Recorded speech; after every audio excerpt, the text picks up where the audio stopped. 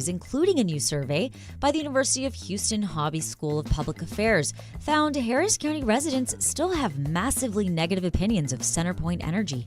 I'm Celeste Diaz-Sherman. And I'm Ernie Manous. We'll also discuss changes to the annual Kennedy Center honors since President Trump installed himself as chair of the nation's cultural center. Plus, Dr. Jeff Temple will join us, the Associate Dean of Clinical Research at UTHealth Houston's new School of Behavioral Health and Sciences, who will address ongoing gun violence and its impact on our schools. And as Celeste and I discuss the top headlines of the day, we want your thoughts, questions, and concerns. Give us a call or text us at 713-440-8870 or email us at talk@hellohouston.org. Hello Houston is made possible in part by founding sponsors John Bradshaw and Kathy Sanders, and by gifts from listeners like you. Live from NPR News in Washington, I'm Lakshmi Singh. President Trump and Russian President Vladimir Putin are both sounding optimistic about the prospects of a productive summit in Alaska tomorrow, although Trump's predicted tomorrow will be more of a setup for a second, much more crucial ceasefire deal-making meeting that would also include Ukrainian President Volodymyr Zelensky. As diplomacy surrounding an end to war takes shape in Kyiv, NPR's Greg Myrie says Russia's keeping up strikes in Ukraine and escalating battles near a key city. A small number of Russian troops pierced Ukraine's defensive lines this week on the main battlefront in the east of the country, near the city of Pokrovsk. Ukraine's military says it's tracking down the Russians who are on foot or in light vehicles. The military says many of the Russians have been killed or captured. Russia has tried to take Pokrovsk for more than a year and now surrounds it on three sides, but has yet to reach the city. This battle reflects broader trends in the war, a large Russian force making incremental gains and suffering huge losses, while smaller Ukrainian units try to hold the line. Greg Myrie, NPR News, Kyiv. Washington, D.C. residents are processing a new reality, at least for the next several weeks, now that more federal agents are on patrol in Washington, D.C. round the clock. Keith Fung commutes from suburban Maryland to D.C. If the police is capable of doing their job, there's absolutely no reason for there to be military force. And I think it's just a show of force, a show of power for no reason other than to make people feel insecure. In Congress Heights, a D.C. neighborhood that's already seen 38 homicides this year, property manager Alicia Cooper seems to like what President Trump's doing. When I go into the train, I can see that green jacket and I know, okay, you're not about to take my purse. You're not about to push me because somebody's going to come on guard. Well, former D.C. police officer identifying himself only as Aaron to protect his government job says he doesn't like where things are headed. It's the old king mentality. I think it's almost like I'm in control. You'll bow when I say bow. And if you don't, then here's what I'm going to do. It's almost like retribution. Trump has said the current federalization of local law enforcement is about addressing high crime in the District of Columbia. But local and federal data show overall violent crime in the city has fallen nearly 30%. The Labor Department's reporting a jump in wholesale inflation. It says reports the Producer Price Index, which tracks the average change over time in prices before they reach consumers, rose 0.9% last month from June. That marked the biggest increase in more than 3 years. Rising wholesale prices are often passed down to consumers. At last check on Wall Street, the Dow Jones Industrial Average was down 152 points at 44,770. This is NPR News. Live from News 88.7 in Houston, I'm Alexandra Hart. Students were evacuated out of a Conroe ISD elementary school this morning after reports of a gas leak. Multiple outlets report that there was an issue with a boiler at Ford Elementary, and the district is making repairs. In a statement, Conroe ISD says that the evacuation happened after an odor was detected. No injuries have been reported. Harris County Commissioners Court is set to vote today on pay raises for the county's 8 elected constables. News 88.7's Sarah Gruno has more. In county documents, constables said that the pay increase is necessary to fix what they called inequality after deputies got a pay raise earlier this year. Commissioner Rodney Ellis says that the raises would bring their salaries from around $178,000 a year to $292,000 a year. It just makes me feel uncomfortable when we're having to make budget cuts with a couple $100 million deficit. Whoever put it on here, or however got it on here. I was making the case that you got to have more money to go do something. At some point, we got to just say, I mean, give me a break. The discussion comes as commissioners are set to hear a presentation on the 2026 county budget during a special meeting on Thursday. I'm Sarah Gruno, News 88.7. In a 12-3 vote Wednesday, the Houston City Council approved $100 million of disaster recovery funds toward housing repairs. Mayor John Whitmire supported the allocation, a sharp turnaround from his initial plan. After receiving $315 million from the federal government for recovery efforts from last year's storms, his administration initially proposed no money for housing. Councilmember Tiffany Thomas led the charge to change that. Under her proposal, the Housing Repair Initiative will receive the same amount as a program to place backup power generators at city facilities. It also allows us to invest in our public facilities for, charging your oxygen, just staying warm or cool. And then also, once you leave that public facility, being able to return home and receive funds to stabilize if there's damage to your homes. Council members Amy Peck, Mary Nan Huffman, and Fred Flickinger voted against the plan. I'm Alexandra Hart, News 88.7. Support for NPR comes from NPR stations. Other contributors include Charles Schwab, offering investors choices like full-service wealth management, advice, investing, and trading on Thinkorswim. Learn more at schwab.com. And from the Doris Duke Foundation.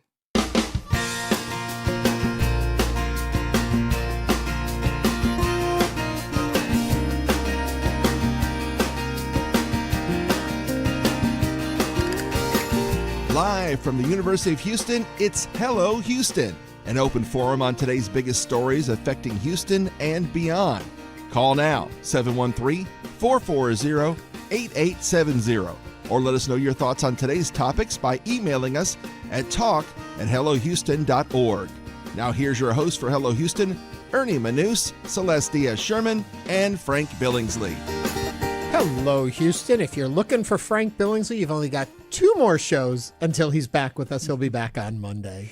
That's right. Thanks for tuning in, whether that's on 88.7 or if you're watching us on our YouTube channel. Today is August 14th, and again, we've got tons to talk about. Did I actually yesterday call it the YouTubes?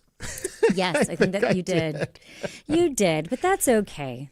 You know what? This is the last day, if you're watching us on YouTube, this is the last day you get to see me looking like, well, I'll still look like a frightful wreck, but I'm getting my hair cut today. Good. This massive whatever has grown out of control, and I thought it was so cool. I thought I looked really hip, with long gray hair. I just look like I don't take care of myself. And if you'd like to see what Ernie looks like, again, you can go to our YouTube channel at youtube.com/HoustonPublicMedia.org. Or no, I guess it's just Houston Public Media. Right, the Houston Public Media channel on YouTube. Go to youtube.com. You can find us there. Or go to our website, hellohouston.org. And there's an orange, as we say, the big orange bar there. The big orange bar. But, there's a lot happening. There is. Before we get into the news, I want to remind everyone this is Thursday, which means it's Current Obsessions Day. So we want to know what is on your mind. What are the things that are occupying your time that obsess you, that are TV shows you can't go to bed until you've streamed the next episode and the next episode, a movie you're dying to see, maybe music. I'm hearing Swifties in the back of my head saying, oh, we got something that we're obsessed about. But share them with us. I will give a hint. Mine will upset a lot of people. Uh-oh. Worst albums of all time. In there, I found an album I absolutely love.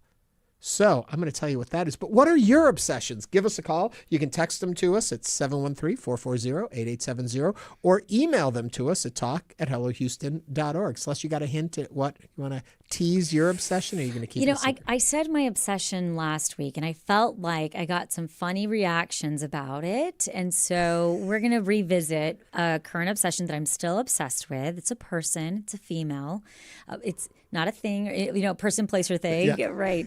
But it's interesting, and I think that it's going to be a good conversation. So definitely send in yours because we have ours, and we want to share yours with everyone too. It's fun to listen to ours, but we really want to hear yours because those really surprise me sometimes. That's right. Anyway. All that being said, stick with us. We've got a full show today. Dr. Jeff, you remember him, Dr. Jeff Temple. He will be in to take all your calls and questions when it comes to issues of culture and society, when it comes to our our well-being in today's world. We'll be talking about that, plus a lot of stress and tension that goes around being back in school, the impact it has on parents, but also the impact it may have on kids. We'll talk about that coming up. But as always, we love to start off with the headlines of the day. Celeste, what's going on in that crazy world out there? Well, it's been more than a year since Hurricane Beryl, which left more than 2.2 million Houston area homes and businesses without power. And Harris County residents have not forgotten about it. According to a new survey by the University of Houston Hobby School of Public Affairs, Harris County residents still have an overwhelmingly negative opinion of CenterPoint Energy. To be exact, based on percentages, 63% of respondents had an unfavorable opinion of CenterPoint, with 33% having a favorable opinion and 4% not having any opinion, again, of CenterPoint Energy. As we all can remember, on July 8th in 2024, Hurricane Beryl made landfall as a Category 1 storm and passed almost directly over Houston, less than 2 months after the city had experienced hurricane-level winds during a derecho storm in May. Beryl left approximately 80% of CenterPoint's customers without power. In June of this year, CenterPoint reached a $3.2 billion settlement with several Houston area municipalities. The funds will be used over the next several years as part of a system-wide resiliency plan to improve the power grid. When you hear about CenterPoint, are you left with a favorable or unfavorable opinion? Now is the time to call 713-440-8870. I would say nothing surprising in this report. You know, you leave that many people without power, regardless of the reason for it, valid or invalid, people are upset, and it's hard to forget that upset.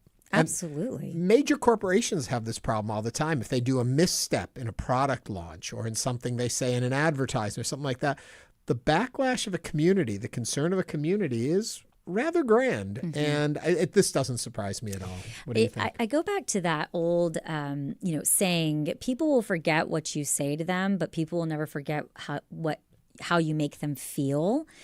And to me, when I think of CenterPoint Energy, I think two things come to mind. And I really thought about this. And it was one, I think about infrastructure. When I think about CenterPoint, I see those big wooden poles, and I always can hear like the popping of one of that's what I think of when I think of CenterPoint. And then the other part of it is communication and customer service. And during that time, those two things were terrible. Yeah. It was absolutely horrendous. The customer service, the communication was abysmal. And then we looked at what was happening from an infrastructure standpoint. And so I tend to have an unfavorable thought, when I first think about it, because I also think about sitting in my home, throwing away tons of food. You go back to that moment. Yeah. It takes you back to Beryl and what was happening during that time. And that was an unfavorable time. Over on YouTube, my British computer guy writes, I was without power for 12 days. I was at my wit's end. CenterPoint still has a lot to do to re-earn my trust. Falling right in line with what you're saying there. You know what? Those moments, it's PTSD to a lot of us too. Right. I will tell you though, my weird, funny story about it. So we were very fortunate and only lost power for a very short period of time. I think like a couple minutes, 5 or 6 minutes. Wow. It went out. It came back on, and my mom turns to me. She goes, how do they expect people to live like this? And it makes me laugh because she had no concept. She has dementia. She had no concept what was happening in the rest of the city and how much people were suffering. And it's funny, it makes me reflect on how quickly when the things that are our creature comforts all of a sudden disappear, how quickly we don't know how to handle it. And then the folks that had to go through days and such a large percentage of people went so long. Myself included. We did not have power, I think, for about 10, 11 days. We were one of those areas, and I would see parts of our neighborhood starting to turn on. And we ended up being on this very random 4-house little block of homes, and my home was included. And I have young kids and food and snacks, and it's hot and humid, and it was just terrible. So I'm there with you, Harris County residents. I still have an unfavorable feeling. However, I will say that looking forward, we have had CenterPoint on Hello Houston. You can go to our YouTube and see that conversation we had when we were gearing up and getting into hurricane season. And it does sound like they're moving in the right direction. They've updated their communication apps. They're using newer technology. But again, I think it's going to take them a long time for people to trust them again. Speaking of memories of it all, Alex Garza reminds us all, remember when we were using the Whataburger app to get the latest update on power because it was more accurate than CenterPoint? I guess my question, to turn this a little to all of you at 713-440-8870, what does CenterPoint need to do to regain your trust? How could you feel confident in it again? Because building confidence in a brand is very hard, especially when you break it. Proof is in the pudding. I think that as we move again, we're going to be in the next hour talking weather with ABC 13's chief meteorologist about what we're monitoring and seeing what's happening, some disturbances coming up in the area. And so people are on alert, and we're going to see how, when we are, hopefully not, but if it comes down to it, if we're hit with bad weather, we're going to see how we withstand that. Well, what I think is fascinating, and what we're so fortunate for, is that we have the University of Houston Hobby Center for Public Affairs, who does these kind of surveys and helps us really understand how people are feeling and the reactions they have. And there's a lot of comments going on over on the YouTube chat. So if you have a thought, comment, you want to express your concern about this issue or what you think CenterPoint could do to rebuild your trust. I think a lot of the problem in this, I'll finish my thought in a second, but I think a lot of the problem in this is we look at it and we see areas where they could have done better and they should have known to do better, seems to be the concern people have. We live in an area that we know we get hit by hurricanes. We know these things happen. To not be as prepared as you can possibly be in today's day and age, that's where I think the upset comes. And then you see these companies still turn profits, still make money. Well, where's that money going? Where's that profit going? It's a utility. And during that time, we had wall-to-wall live coverage.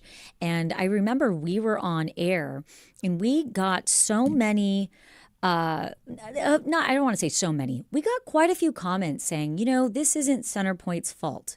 We had listeners and people email us saying, we had, I believe, the CenterPoint communications executive on, and we were pretty straight with him, asking him what is going on. And I remember that memory is so strong in my mind because people are saying this isn't their fault. They don't control the weather. And also, hindsight is 2020. So, of course, we can look back and say, well, this is all the things that they should have done. But I go back to, you're in this industry. Right. You are responsible for this. You can't just throw your hands up and say, well, we'll see. Now, on the other side, I'm sure they had challenges we as lay people are not at all aware of. I'm sure there is a lot of policy, red tape to do anything. I'm sure they have concerns there. But I go back to your point. This is your business. You chose this business to be your business. Do it the best you can. And when you are the sole business or pretty close to the sole provider in a major metropolitan area that is prone to these kind of storms and weather issues, you got to be top of your game. We have some calls coming in here at 713-440-8870. I want to quickly say a text we got last year. I had my power out for 10 days. I have since moved to a new apartment and have had my power go out shortly 3 times because of small rainstorms since then. When I was able to, I went and got a generator. Wise move to have a generator. I tried to get a Generac or one of those kind of biggie ones. There's not enough yard. We've made fun of my yard in the past. There's not enough space between the end of my property line and my building, and so they can't put one in. And again, we want to hear from you. Give us a call, 713-440-8870. We do have a call. Alvin from 3rd Ward is on the line. Hey, Alvin, how are you? We haven't heard from you in a while. Okay, 1 Whopper, that'll be $7.24. Thank you. Hi, Alvin's Alvin? getting lunch through a drive-thru. Sorry, I guess I was too excited to hear from you, Alvin. We heard your order. How you guys doing? That is only acceptable. That's only acceptable if you were getting stuff for Celeste and me and bringing it by the studio. Alvin, what's on your mind today? Okay, what I wanted to say is that, so look, guys, I think that obviously the only right answer is for them to, quote unquote, be more reliable. Mm-hmm. But the reality of it is that it's almost impossible for them to actually, for us to be satisfied, because there's no competition in their space. And so that's the fundamental problem, with that infrastructure. I mean, with the business model. Mm-hmm. And that's just it. And so what I would say is that probably what we need is a situation where there's some competition in that space. And what can happen is that based on public satisfaction, that contract can get opened up if there's enough public dissatisfaction to where they bid again.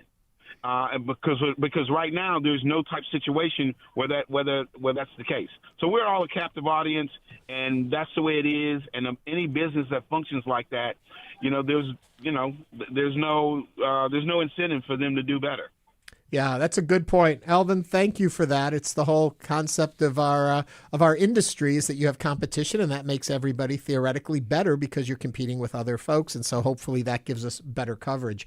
Another comment we got on YouTube. I think texting customers when they have an outage, let us know what caused the outage and not make us search for answers. Instead of keeping us in the dark, pun definitely intended. Mm-hmm.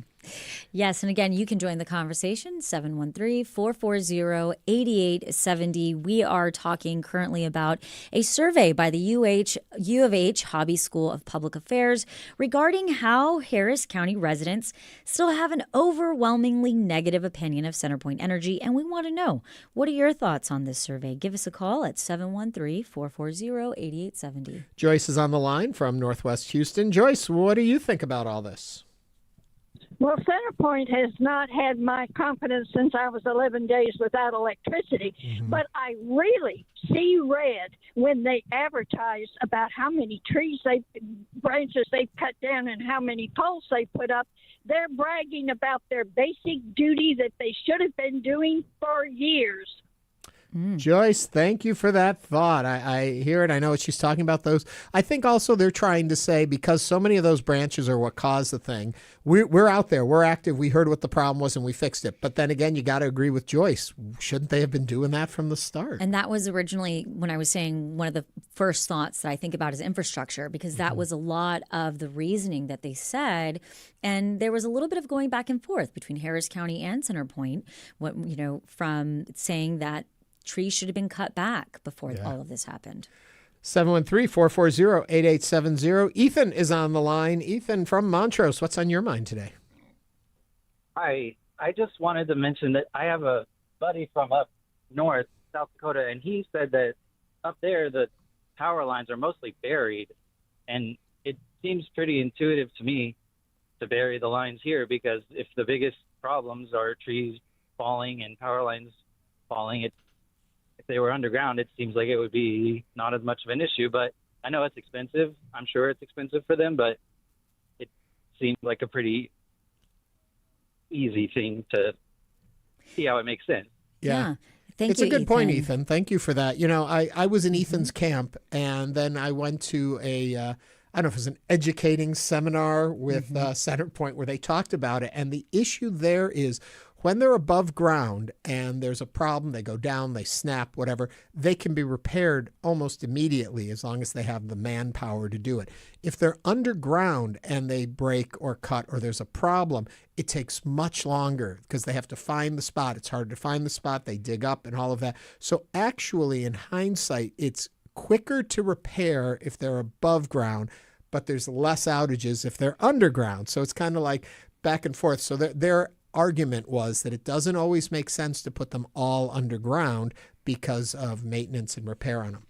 You can take from that what you will, and somebody from CenterPoint could probably be much more eloquent on that than I was. I just wanted to put that information out there to give us a different way to look at it. And from what I understand, and things, this is something that I read, was that in our area, we do actually have some of our lines underground. Right. The majority are above ground, and at the end of the day, it really is a cost bottom line, and time. It would take such a long time to start a project of moving everything underneath. Yeah. And again, our phone number is 713-440-8870. Elizabeth from Spring Branch is on the line. Welcome to Hello Houston, Elizabeth. What is your comment or question?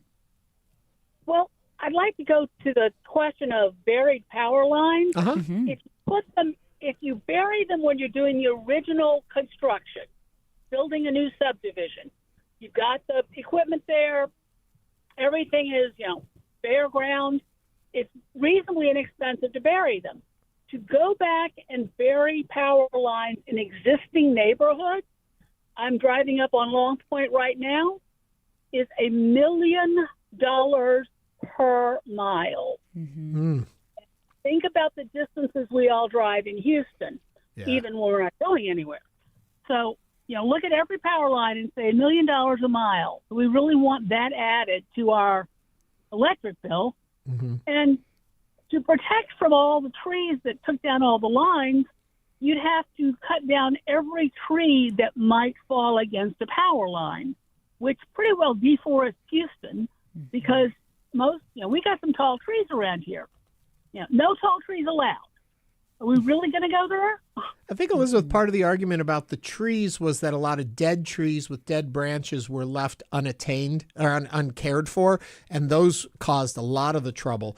But I hear what you're saying. Yeah, could you imagine if we had to remove every tree that could fall over and could pull down a line? That would be insane. Do you have a solution for what, or an idea that you think would be the best way to approach this? Well, I think humility and realism. Mm-hmm. Those dead trees, maybe CenterPoint can start some kind of inspection program for dead trees or invite people to report dead trees. But basically, if you have a dead tree on your property, that's on you to get fixed. Yep. And I think that they could do a better job communicating their process. Mm-hmm. I remember during some storm 10 years ago, people were complaining that the bucket trucks were back at the Reliance Center by 5 o'clock. Why weren't they staying out till dark? Well, because you can't have bucket trucks on Houston roads in 5 o'clock traffic. We didn't need that. And they couldn't leave any earlier than they did because they needed to eat breakfast and get their assignments. And when they get back, they have to clean up and restock the trucks. And the way they decide where they're going next is the most people reconnected per man hour of work. Mm-hmm. And so if you're in some weird little 4-house section where you need a lot of work and it's only going to bring 4 people back up online, you're going to be last. And somebody's going to be last. Elizabeth, I appreciate your perspective, and that's what I really like about doing this show is that oftentimes we think the answer is obviously on the surface, but there's lots of different ways to look at the issues that we bring up. And Elizabeth brings up a lot of different points of perspectives we may not look at or think of. Elizabeth, thank you for calling. And we're going to head to John from Texas City, who's on the line. John, welcome to Hello Houston. Thank you very much. I'm going to kind of give you a perspective. My brother-in-law worked safety until he retired recently from CenterPoint, and he told me, and with this I believe, because he was, I can't tell you the exact position because it'd be easy to determine who he was, but the CenterPoint tree cutting crews, which are all third party, they were threatened with bodily harm many, many times going onto people's property. People don't understand that the utility right-of-ways, the utilities have a right to get there, regardless of what you think on your property and, what's yours. But many, many of these crews, and you saw this happen after the hurricane, they were threatened. So they pulled back on a lot of their tree cutting ahead of barrel for safety reasons. Yeah. John, thank you very much for those comments and that perspective, too. We forget about that. That was a big story at the time. That really was. And also, during this 89th legislative session, there was a Texas bill that would increase, and it did go through and it passed. It increases the penalty for assaulting utility workers. And that was one of the, I would say, more positive bills that moved forward and did pass. And basically, because of what was happening, so many utility workers during that time crime here in Houston, we're threatened. 713-440-8870. Mark is on the line now. Mark from the East Side, what's on your mind?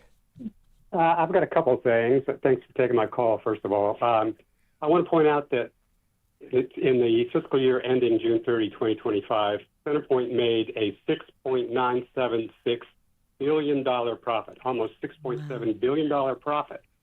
That's almost a 2% increase over last year. They have got the funds to make the necessary changes they need to make. They just don't want to spend it on making those changes. There were people who lost their lives, people who lost their food, people who were out of pocket. God knows how many millions of dollars. So they have the money to start the process of putting these lines underground. They don't have to do it all at one time. Do the major areas first. The Med Center, they had power through all of those storms because their lines are underground, as well as a lot of other areas in the Houston area. They just don't want to spend their money, their profit, that they're making off the backs of their ratepayers. Mark, thank you very much for those comments. It's interesting. We tend to think our utilities are nonprofit, but actually in our area, we have a for-profit company taking care of our major utility. Maybe it's better if we had a nonprofit, and any profit, any above operating costs and margins would go back into, as it should, I would think, when it comes to a utility, back into reinforcing and fixing the problems. Let's grab one more call. It's 713-440-8870. It is Fred from UH. Fred, what's on your mind today? Yes, I'm a retired professional engineer, and I fought this Texas grid for 40 years.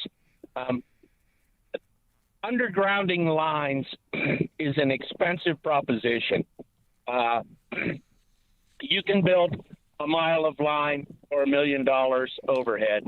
That's going to cost you $10 million underground. And that's going to raise your electric rate to the point that you can't pay for it anymore. So in lieu of that, and that would be the best way if we could do it.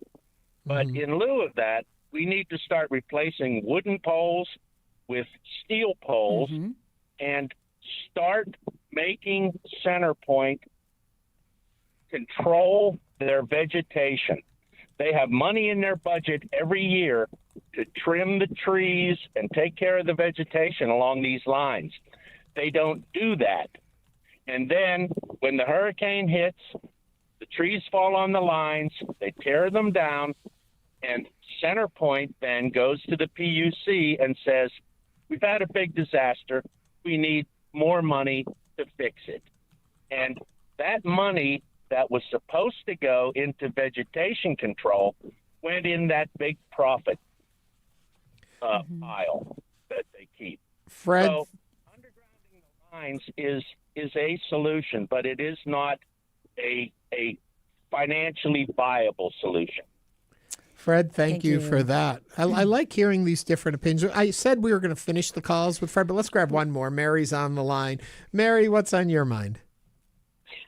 Yes, it's not simple and it's not straightforward, and these conversations take a lot of coordination amongst the city and the utility district. For example, the city of Houston has a landscape ordinance, and you cannot get permits for new projects until you satisfy all the requirements. One of the requirements is that you have street trees. If you are a skilled architect or landscape architect and you've done your due diligence and you know where the power lines are, then you can submit trees for planting that are of a smaller variety. But a lot of times that is not done. And the trees that are planted underneath the power lines are large varieties. And so they're creating their own issues and, further down the road with these trees growing into the power lines without doing the proper work up front to get the right variety of tree planted. Mary, thank you for that. Yep. It's, very enlightening calls from our listeners. And I think it goes back to, what what do you do to rebuild confidence in an area that was so devastated by what happened? You have some texts that came in, too. That's right. I did have some texts. And again, we were talking about a new survey by the University of Houston Hobby School of Public Affairs, which asked Harris County residents, how do you feel about CenterPoint, unfavorable or favorable? And 63% of residents said they felt unfavorable, with 33% having a favorable opinion, 4% not having any opinion. And we did get some text. Communication failure was a big part of the problem. I think everybody can get behind that. CenterPoint never had my trust and never will. They are a for-profit business without competition. That is Brian in Clear Lake. CenterPoint is the sole electricity provider in the region, and with no competition, they do not have an incentive to act proactively, and that was Dan. We also did get another YouTube comment. Dark One says, CenterPoint failed to maintain their infrastructure, and when it was obvious that they needed to do so, they pushed for extra customer charges to cover it. Thankfully, this time, our government interceded. Earl Grey TCAT says, I'm in an apartment, so I can get a generator, but I did buy a Jackery so that I can at least have something to charge my phone and power a fan. Being in an apartment is harder because we can't have generators. And that was Cindy Bowling. Again, thank you all so much for commenting and continue to engage with us here on Hello Houston. We appreciate that. And by way of full disclosure, I just want to let you know CenterPoint is one of many financial supporters of Houston Public Media, but that does not interfere with the way we cover the news here or talk about these topics. Coming up on Hello Houston, Professor and Associate Dean of Clinical Research at UTHealth, Houston's new School of Behavioral Health and Sciences, Dr. Jeff Temple, will discuss mental health and going back to school. There's a lot of angst there. This is News 88.7.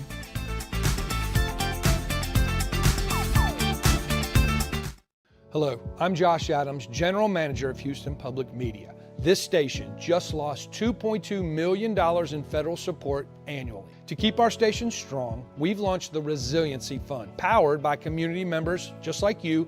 Your support will help bridge the funding gap and ensure these programs remain free and accessible to everyone. If public media and this station matter to you, now is the time to act. Support the Resiliency Fund today at houstonpublicmedia.org/donate. Madeline Potter's ancestors were nomads. They became known as Egyptians, and then Egyptian got shortened to Gypsy. Paul Theroux lived as an expat. It teaches you humility. It teaches you negotiation. It teaches you how to deal with other people. And Elaine Shalino takes us to her favorite art at the Louvre. It's the Mesopotamian Wonder Woman. On the next Travel with Rick Steves. You can hear that this Saturday morning at 6 a.m. President Trump loves to make a deal. Can he make one with Vladimir Putin for a ceasefire in Ukraine? And can it happen without Ukraine at the table? To the good, for the good of Ukraine. Good stuff, not bad stuff. Also, some bad stuff. I'm Mary Louise Kelly. Our team will be on the ground in Alaska for the summit. On the next All Things Considered from NPR News. Coming up today at 3 o'clock. Houston Public Media, in partnership with Texas Southern University, brings to you The Vibe. R&B, hip-hop, and neo-soul. Music that resonates with all ages. The Vibe on 88.7 HD3 and on the Houston Public Media app. Support comes from Houston Theater Week, a citywide celebration of live performances. Participating organizations include theater, dance, and music presenters. Returning August 18th through 24th. Tickets at HoustonTheaterWeek.com. And now back to Hello Houston. To comment on any of today's topics, call or text 713-440-8870 or email us at talk@hellohouston.org. Now here's Ernie Manous and Celeste Diaz-Sherman. There is no denying we live in complicated times, especially when it comes to technology and children. In an attempt to keep our kids focused and ready to learn, the state of Texas has completely banned cell phones, tablets, and any type of communication devices. Yet many schools still have their students participate in active shooter drills, and so many parents live with the memory of school mass shootings like Robb Elementary School in Uvalde or Sandy Hook. How can we still reconcile active shooter drills for students across America and also take away a form of communication to their parents if the unthinkable should happen?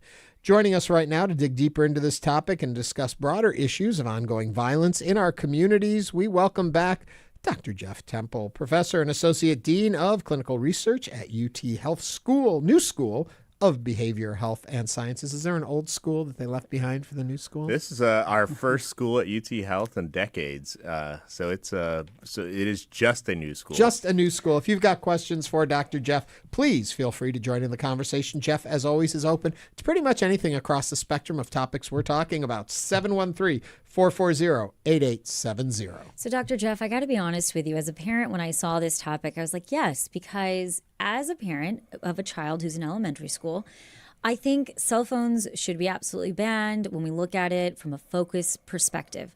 But I also have to be honest and say it makes me nervous that if something were to happen, we know in times of need, and we have examples, unfortunately, we have real life examples of the unthinkable happening and students texting their parents, students calling 911 from within, saying we need help. And now that form of communication is gone. So although it's, yes, okay, this is great from just an academic perspective, from a anxiety perspective, my anxiety's gone up a little bit. Understandably, and also even from an academic perspective, we don't know if it's great or not. You know, there is a school of thought where we can meet students where they are and use the phone as a vehicle to educate them. I understand how naive that sounds, but they're going to have their phones outside of school after they graduate, and so giving them the tools to learn and to thrive with their phone might be just what they need. So I know that's not the point of your question, but I wanted to get that out. But certainly, as a parent myself, it would, there was a little bit of a security blanket with the kids having their phones and knowing that I could reach them at any time or they can reach me at any time. That being said, they're also their own autonomous individuals, and just as I said with technology, are going to eventually graduate and be out in the world and need to live within themselves. But it's extremely anxiety-provoking as a parent. I guess the other thing I'll say is that school shootings, as scary as they are still exceedingly rare, and but they play an outweighed sort of a role in our life. And I talk a big game here, but when I dropped my kids off at school, I was scared, and it crossed my mind at least once a day. Mm-hmm. Have we actually seen, because Celeste and I were talking about this when this topic came across our desk, and we were going to have you on to talk about some research and stuff in just a moment about all of this. And we got into a conversation about, it seems as though shootings in schools have gone down. Is it a perception that they have because the news is covering them in a different way now? Or have we actually seen some movement into safer schools in regards to gun violence? It's a great question. I'll say that I'm gonna as I typically do, I'm gonna layer my answer with several different statistics. Since the Columbine shooting in 1999, 400,000 students have been exposed to gun violence. So.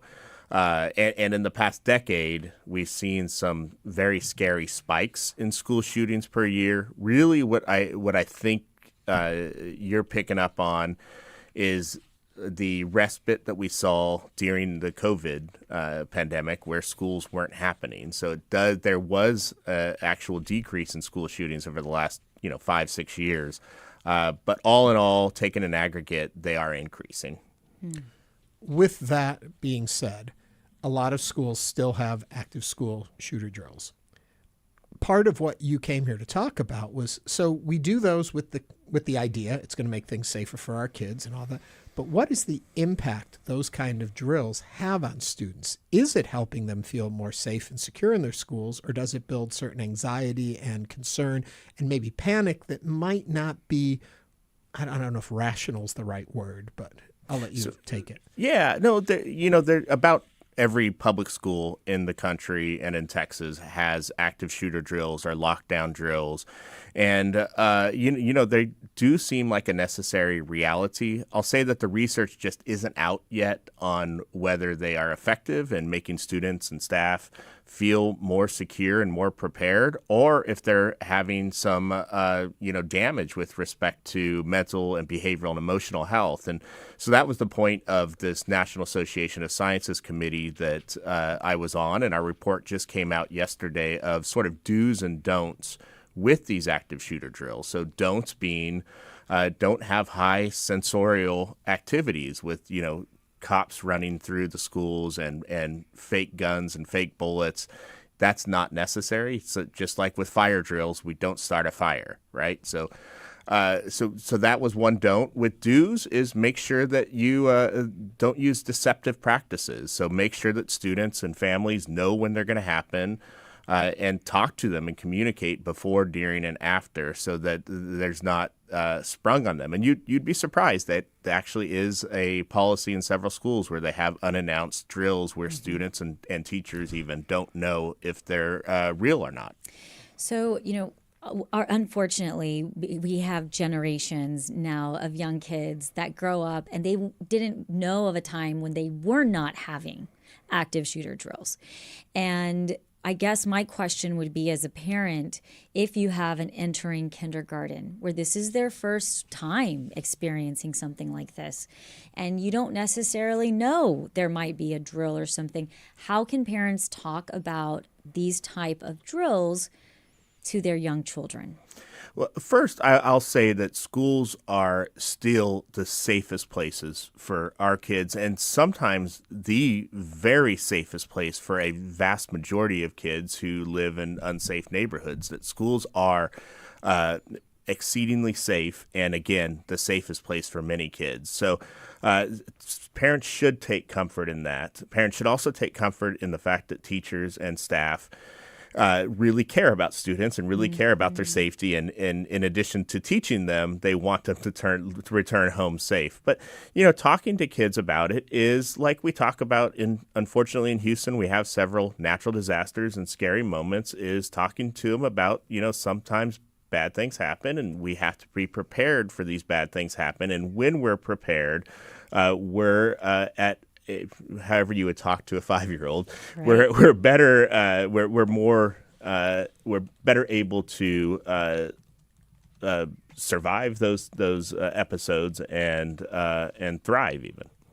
We are speaking with Dr. Jeff Temple, professor and psychologist at UTHealth Houston. If you'd like to join the conversation, give us a call or text 713-440-8870. So when we look at all of this, and Celeste started off talking also about cell phones and things like that, should parents feel safe now with these phones being pulled back, with shooter drills the way they are currently being presented in schools? Should parents all have a sense of, okay, they're looking at this, they've got an eye on it, or should it be parents should be digging in deeper and finding out more of what's going on in their schools?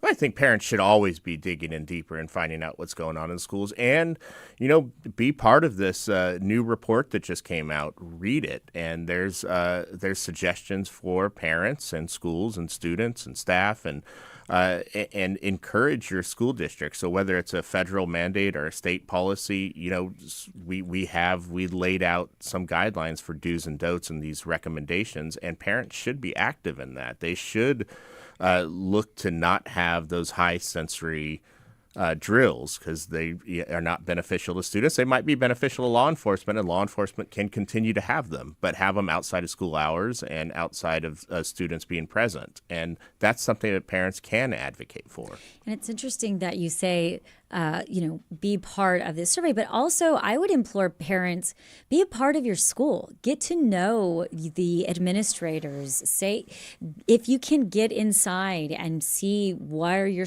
child is actually, the halls they are walking into in the classrooms.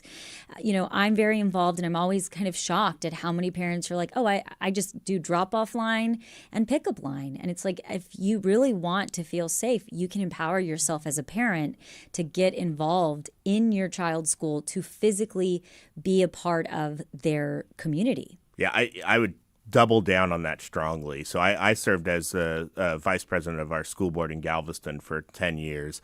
And we loved when parents would want to tour the schools because we wanted to show off our schools. We wanted to show that they were safe and prepared students for life after school. So we love it. As a school board member, I'll say that parents have a outsized influence, for better and worse, as a school board member in what they do. Parents can get things done more than they think if they approach school boards, if they approach schools. We're speaking with Dr. Jeff Temple, professor and psychologist at UTHealth Houston, and we're inviting you to call and join the conversation. It's 713-440-8870. Keith from Pearland is on the phone. Keith, what's on your mind today?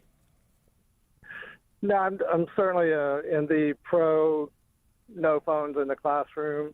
I'm a parent of a high schooler, a husband of a high school teacher, and with social media and so forth that's out there, is amazing how much the students take photos and do bullying and so forth during the class or during the school day, as well as the distraction for the teachers because they have a hard time monitoring that and keeping the class in order sometimes. Keith, I'm going to play my little Larry King on you here and say, Keith, do you have a question in there, or was it just a comment you wanted to share? It's really, I guess, more of a comment. There's both sides of the court there, and as a parent too. And even today, I was trying to find out if she's available for an appointment, and I used to be able to text her and get a reply back, and can't. So I understand that negative, but the positive of the not having bullying and the distractions is well worth that little extra time I'm going to need to communicate with her after school. Keith, thank you for your comment. I totally agree with Keith on this one. Yeah. And I rarely try to say that I agree or disagree, but I truly do as a parent. It does not. He brings up that word bullying, and we have seen the impact cell phones have had on students. I mean, I know we're talking also about gun violence, and you keep saying how slim and the percentage of your child coming in encounter with that. But the risk of your child being exposed to something really terrible through a cell phone is much greater. It's there. Yeah, I will say that there's research continually shows that in-person bullying and harassment is still more prevalent and still more consequential than social media bullying or Really? cyberbullying. That's interesting. But it doesn't really matter. They're both really bad, and they both sort of link together. And by that I mean, I think people our age, Ernie, not you, Celeste. We see our online life and our offline lives as two separate things, but that's not the case with kids. Is they blend together, they blur. They're one and the same. So kids who bully or are bullied online are having the same behavior offline. So it's no different. But the phone does make it a lot easier. It makes it more likely to be anonymous. And I think most scaringly is that it makes it 24 hours a day, 7 days a week. You don't get that respite. So then I guess with that last caveat there, it's probably going to nullify my question. But then has bullying increased? And if more happens in person still, then it's the perpetrators. Are there more bullies out there today than there used to be, or are they just more active? I don't think so. I think that there's always been, in fact, I would argue, I'm not quite sure what the research says, but I would argue now that we know what bullying is and have more prevention and intervention programs, that we probably have seen reductions. We just didn't measure it or didn't know about it when I was going in school, but it was certainly happening. Didn't know what to call it as much as we do now. In fact, kids are all in all pretty damn good people. Yes, they really are. That's the one thing that I really like to remind folks is that kids, as frustrating as they are sometimes, are really, really good people who are caring and smart and have the world at their fingertips with phones. They're the smartest generation that's ever existed is our current kids, and the next generation will be even smarter. You're listening to Hello Houston. We are speaking with Dr. Jeff Temple, Professor and Associate Dean of Clinical Research at UT Houston's New School of Behavioral Health and Sciences. You can join the conversation, 713-440-8870. Mike from Dickinson is on the line. Mike, welcome to Hello Houston. What is your comment or question for Dr. Jeff? Hi, guys. Thanks for having me. I guess let's start with the hard part. I don't want to be callous here, but you get on an airplane, a cruise ship, you go to a hospital, things like that. You give up some of your freedom to be under the care of a professional, a well-trained professional who can deal with situations. And I think what that comes down to now is our challenge between how do we keep our parents informed, let them know what's going on with their children, and contact emergency authorities if necessary. And we've seen that cell phones work to do that. Mm-hmm. However, we could have other technological solutions. Banks have silent alarms. Classrooms could have their own cell phone. There could be numerous things that don't require kids to be on phones or have them with them in the classroom. The second thing I think that's really the most frustrating, but we kind of have to deal with it, is parents won't know every detail all the time. And that's where I was getting to the comments about airplanes and stuff. We kind of have to just wait sometimes for the professionals to let us know what's going on, stabilize the situation, and then start informing people. But we can improve things like mass texting systems. People to put out information to let parents know what's going on so we don't feel that dearth of information. Mike, thank you for that. Dr. Jeff. Yeah, Mike, you sound like a psychologist in the sense that we do have to live with our anxiety. I really appreciate your comments. The first one, I think that's smart, and that's out-of-the-box thinking that we need. And the second point is we really do have to learn to live with our anxiety. I'm an anxious person, and if I don't know what's going on at all times, it bothers me. But one thing that I've done is, really being comfortable and accept the fact that I have anxiety. And that's one thing that we need to teach our kids and teach parents, is that we do have to live with that anxiety. As uncomfortable as it makes us feel, it makes us better humans. 713-440-8870. Danny, you're up next. What's on your mind? Yeah, I have mixed feelings. I went to open house for my kids last week, and a lot of the teachers were saying how they're going to actually have to adjust to the students not having cell phones anymore, because they got to the point where they got used to them and started giving assignments and a lot of their work via the cell phones and via apps that the students are using. So it seems like it's not only the students that are going to have to make this adjustment; it's going to be the teachers as well who've gotten used to it. I think ultimately, this might have been a bit overshooting the mark with regards to just no cell phones. Period. It's definitely going to be an adjustment for parents and kids, but I think everybody's going to have to adjust. But we'll see. This year will tell us a lot. Danny, thank you for that interesting point of view on it. Teachers having to readjust because the kids don't have cell phones. Yeah, we talked a lot about BYOP, bring your own phone, as part of the educational day, because some teachers got really good at it in terms of assigning questions to it or our polls throughout the class day so that you could get kids to stay off your phone. I think that is time for some creative thinking, like the last caller mentioned, because they might have overshot here. I don't know. Right. And we do have another call. We'll try to get our last two callers in. We have one more call. Priscilla from East End. Priscilla, what's your comment or question? Hi. Thanks for taking the call. I guess I have a comment. I know there's an expression, do as I say, not as I do. And I want to pose that to the leadership at the schools. How do they see that playing out with students? They're asking students to trust them and to move forward without having their cell phones, but are they willing to do the same? There's certain things logistically that parents, teachers, and students respectively need their phones to do, and I think there should be some free speech spaces in the campuses to respect that thing. You can't just go cold turkey without, having some sort of pathway to that. So I think that Julie, I'm going to have to end you right there cold turkey because we ran out of time, but I appreciate the call, and also to the other callers who are still on the line. Dr. Jeff Temple is a professor and associate dean of clinical research at UTHealth, Houston's new School of Behavioral Health and Science. Dr. Jeff, thanks for joining us. Thank you so much for having me. Coming up on Hello Houston, there is tropical disturbance developing in the Gulf, and KTRK meteorologist Travis Herzog will join us to give us the latest. Stay tuned. Stay tuned. There's more Hello Houston on the way with Ernie Manous, Celeste Diaz-Sherman, and Frank Billingsley.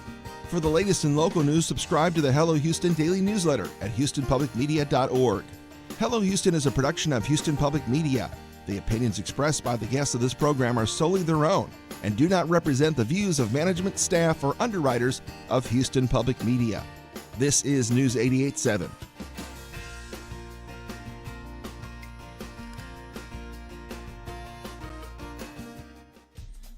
Support comes from the German Saturday School of Houston, providing instruction for children and adults at Bel Air United Methodist. Registration is open for the upcoming school year, beginning August 23rd. More at 713-569-0801. Support comes from SunnyPro, a Houston-based business advisory firm providing consulting solutions, specializing in mergers, acquisitions, divestitures, and valuations for exit planning. Details at sunnypro.com or follow at SunnyPro LLC. Support for Houston Public Media comes from Miller Outdoor Theater with a 90s mixtape event on Friday featuring Broadway vocalists and Summer Mixtape Saturday, celebrating Houston's local music scene. Open to the public. MillerOutdoorTheater.com. Support for Houston Public Media comes from Theater Under the Stars, offering a season of musicals at the Hobby Center, including new productions of the 25th Annual Putnam County Spelling Bee and $1 Million Quartet. Tickets and subscription details at tuts.org. Support for Houston Public Media comes from listeners like you and from Baylor College of Medicine. Through research and innovation, Baylor continues to redefine what's possible in healthcare and medical discovery. We have 91 degrees, looking for a high today near 93. This is your NPR station, KUHF Houston, News 88.7, a service of the University of Houston. It's 12:01. Live from NPR News in Washington, I'm Lakshmi Singh. As tomorrow's meeting with Russian President Vladimir Putin draws near, President Trump is continuing to talk about a possible second meeting that would include Ukrainian President Volodymyr Zelensky. NPR's Danielle Kurtzleben reports. Speaking on Fox Radio's Brian Kilmeade show, Trump said he has started thinking about the logistics of a second meeting. Depending on what happens with my meeting, I'm going to be calling up President Zelensky, and let's get him over to wherever we're going to meet. I don't know where we're going to have the second meeting, but we have an idea of 3 different locations. Trump added that he's considering Alaska, where he's meeting Putin. However, when pressed by Kilmeade about whether he had told Zelensky to be prepared to travel, Trump responded that he would call Zelensky only if the Putin meeting goes well. Trump did not specify what he would be offering or threatening Putin with in tomorrow's meeting. Danielle Kurtzleben, NPR News, the White House. Some unhoused individuals in Washington, D.C. are beginning to gather their belongings ahead of Trump-ordered dismantlements of their encampments. Earlier this week, the president said homeless people will be moved far from the city. Amber Harding, the executive director of the Washington Legal Clinic for the Homeless, says she believes federal law enforcement will begin systematically rounding up and arresting people who've been living on the street. If I say you have to go to shelter or, some sort of involuntary treatment, even though you don't qualify for involuntary commitment, and you say no, there's nothing in the law that says I get to arrest you. That is not something that exists in our law. President Trump says he initiated federal takeover of local law enforcement and the dismantlement of encampments to address rising crime in the city. That is contrary to data showing 2 years of declines in violent crime. As artificial intelligence begins to take over entry-level programming jobs, the once reliable pipeline from a computer science degree to a well-paying tech job is starting to erode.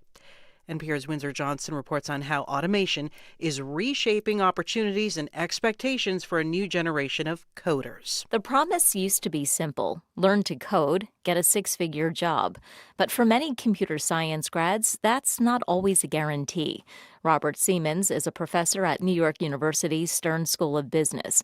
He says shying away from artificial intelligence is a mistake. Don't ignore this new technology. Don't ignore the large language models. Instead, work with them, lean into the technology, try to be creative in terms of how you use it, experiment with it, be creative. Experts say the trend may be permanent, and it's forcing students and universities to rethink what it means to be job-ready in an AI-saturated industry. Windsor Johnston, NPR News. You're listening to NPR News. Live from News 88.7 in Houston, I'm Alexandra Hart. Multiple people have been injured after a crash this morning in Walker County involving a pickup truck and a Texas Department of Criminal Justice vehicle. This happened along FM 980 near Northside Baptist Church, north of the Houston metro area. Multiple outlets report that investigators are working to determine the cause of the crash. Injured patients were transported by ambulance and helicopter to local hospitals. Residents of the Denver Harbor neighborhood in Houston's east side face the prospect of being reassigned out of their current congressional district, long a Democratic stronghold, into a new district that tilts Republican. Rita Robles is a community activist. It's going to dilute our voices, and we already have a problem of our politicians listening to us. So if you do this, or they did it, it's just going to really dilute it even more. Under a redistricting map state Republican lawmakers are attempting to pass, Denver Harbor would be shifted from Congresswoman Sylvia Garcia's district into a new district that would link the East End with suburban and exurban communities currently represented by Congressman Dan Crenshaw and Brian Babin. School districts across the state are grappling with how to comply with new laws surrounding diversity, equity, and inclusion policies this year. Texas Senate Bill 12 restricts DEI initiatives. Schools are also facing challenges to library policies under another law, Senate Bill 13. Steve Amstutz is the co-executive director for the Institute for Research and Reform in Education. I'm concerned that with some of the changes in Senate Bill 13, that teachers will pull back and there will be less reading material. The law allows parents to review all books that are borrowed by their children and lets school districts create a library advisory council. The bills will take effect September 1st. Currently 91 degrees here on the University of Houston campus, high today near 93. We'll likely see some rain and thunderstorms over the next few days as a tropical system moves ashore. I'm Alexandra Hart, News 88.7. Support for NPR comes from NPR stations. Other contributors include Progressive Insurance, home of the Name Your Price tool, so drivers can see coverage options at Progressive.com or 1-800-PROGRESSIVE. Price and coverage match limited by state law. And the listeners who support this NPR station.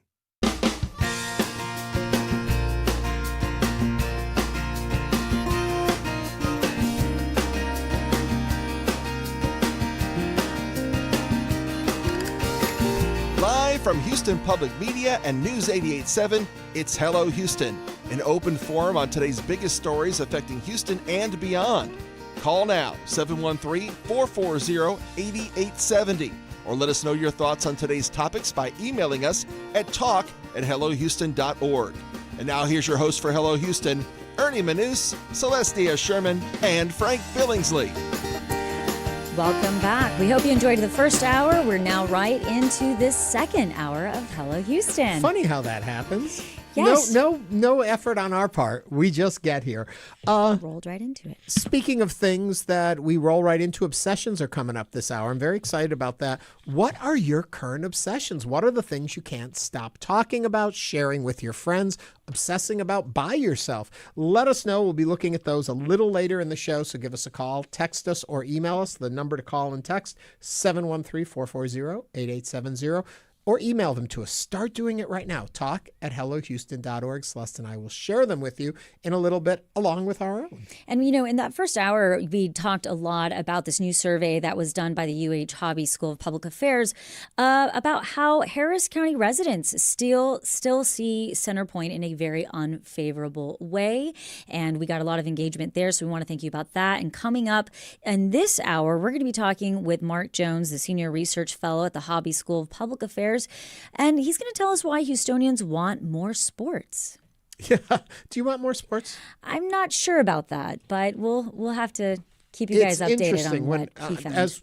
As we know, this is my thing that I say all too often. I'm not a big sports guy. Yes. But the thing is, the economic impact and looking at that, what it does for a city, what it does for tourism, it's so much more than just, do you want to watch a game? And so this is looking at how the reactions of our entire community when it comes to sports and entertainment in our region. Where do we fund it? Where do we go? What's important to us? What is it? We'll be talking about all that in just a little bit. But now we're going to turn to ABC 13's chief meteorologist in Houston, Travis Herzog, who joins us.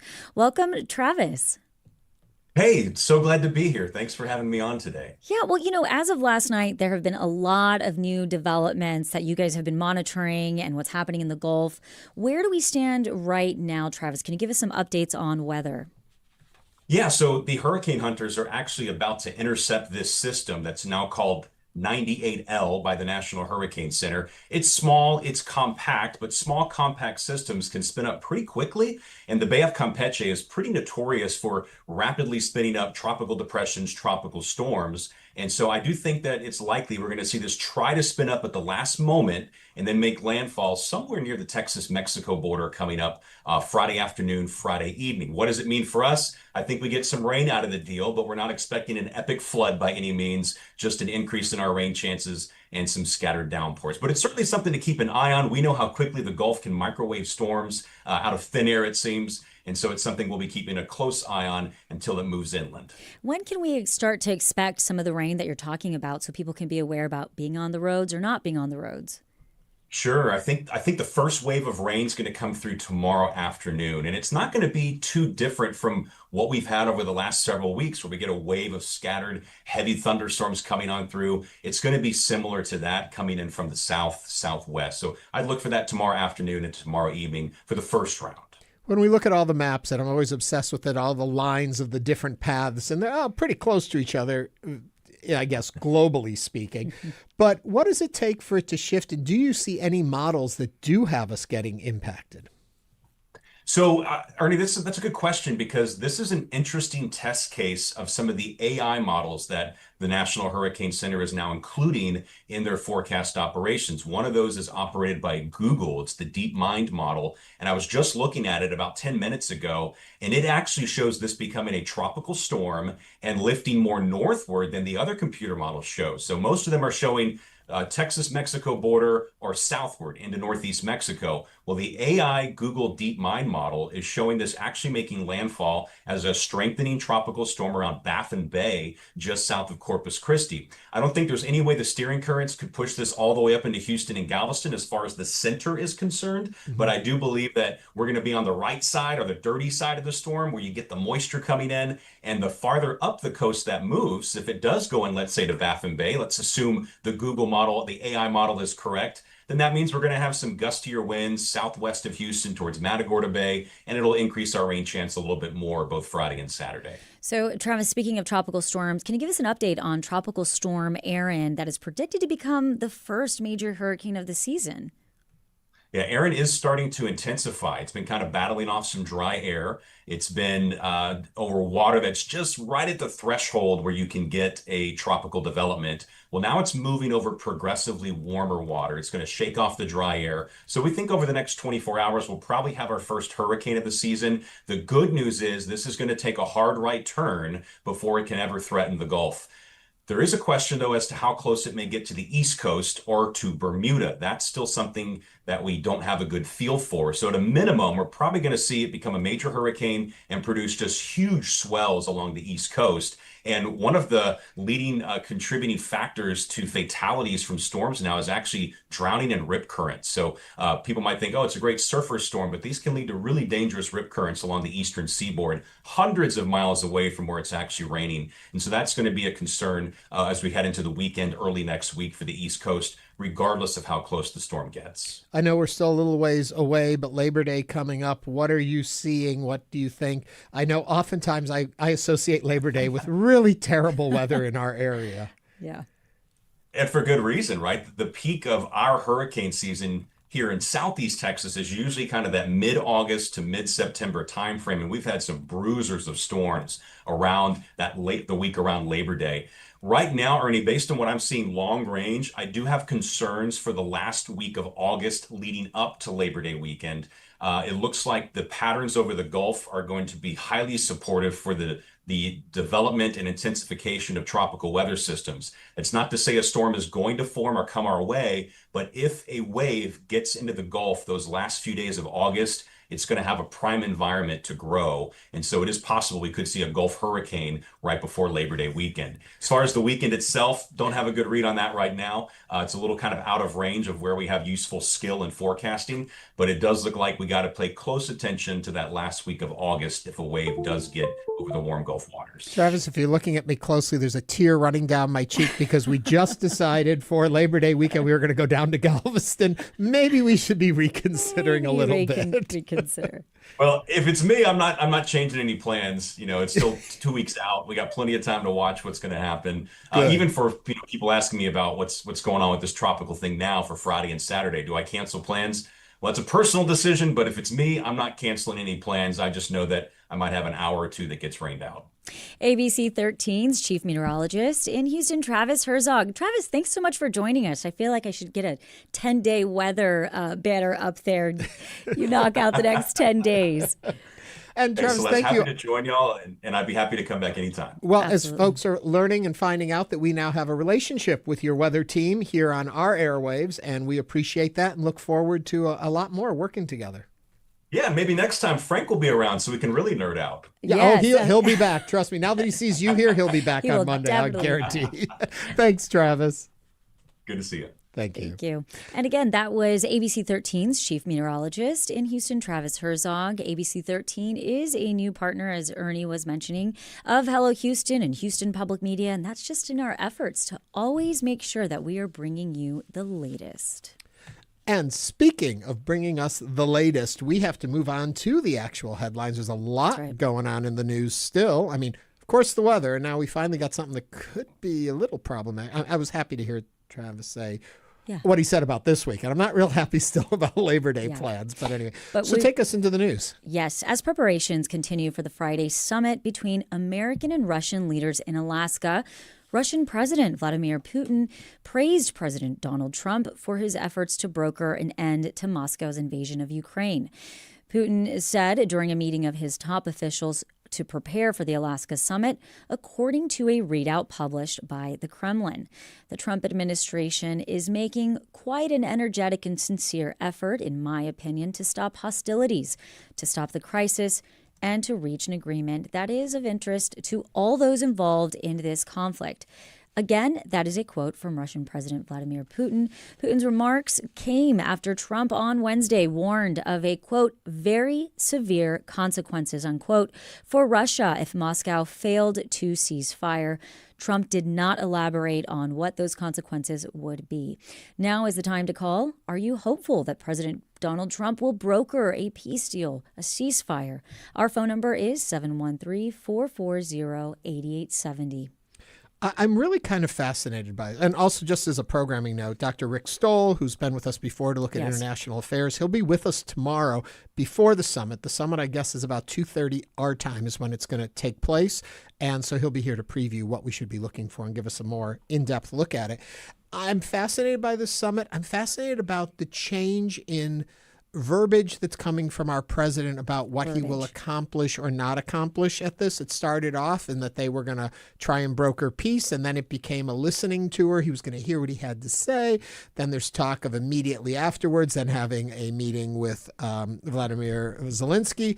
It's just interesting. Why What exactly is the meaning of this, and will anything come of it? And are these the two that should be talking about it? Mm-hmm. I don't know. I'm very curious about this whole situation. I think we all are. On the surface, it feels naively hopeful when we hear words like ceasefire and words of peace talks. Yet the question becomes, at what cost? Mm-hmm. What is President Trump going to be offering in exchange for peace or a ceasefire to Russia? And who ultimately is going to be the one that's going to pay the price? And that's, I think, in the back of my mind when we go into these. We understand these negotiations.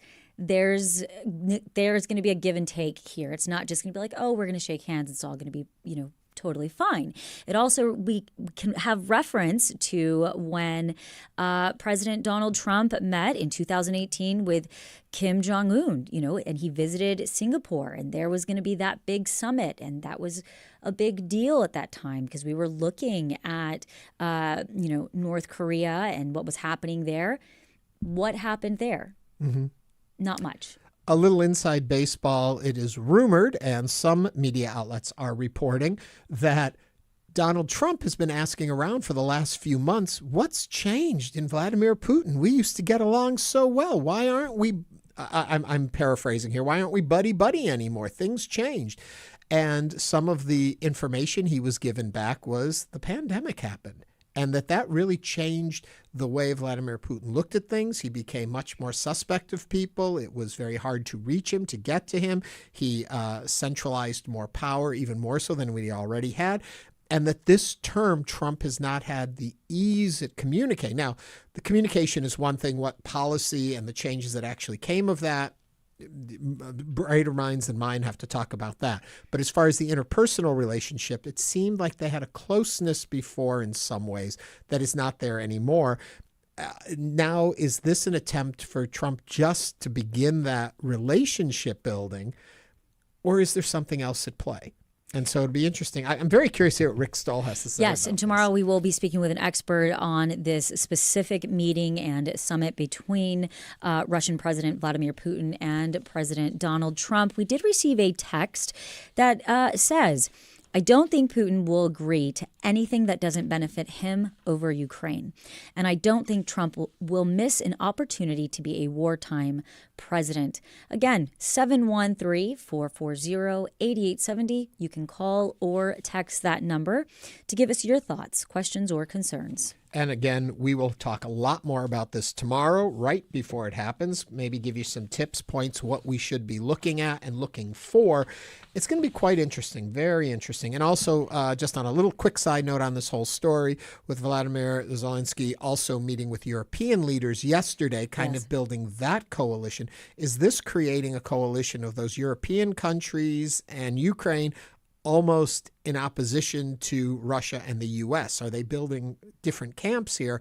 What does this mean? What is the concern down the road? Or does the U.S. lose its footing of being significant in these kind of negotiations if we're going it alone, going to Russia, and nothing comes of it, and then you've got all of the European countries coming together and work? It's fascinating from a geopolitical point of view, and I cannot wait to dig into it tomorrow. Let's go closer to home, though. Yes. All right, we're gonna merge politics and art here right now. As the new chairman of the Kennedy Center, President Donald Trump added a highly personal stamp to this year's announcement of the recipients of the annual honorees, whom he named as, these are the Kennedy Center honorees this year: country music star George Strait, Rocky actor Sylvester Stallone, singer Gloria Gaynor, rock band Kiss, and actor-singer Michael Crawford. Those are the Kennedy Center honors that have been announced. Instead of the Kennedy Center revealing the names through a press release, as usual, Trump announced the honorees himself during a Wednesday press conference, which is interesting because in his last term, he didn't even show up at them. He did not attend. Yikes. So the spectacle marks a new era in the Kennedy Center of the Performing Arts, which Trump has taken over by installing himself, as we said, as the chair and replacing the board of trustees with loyalists. I do want to comment, though, also, other presidents have put their own boards in. And so Trump doing that, he does things in a much more dramatic way.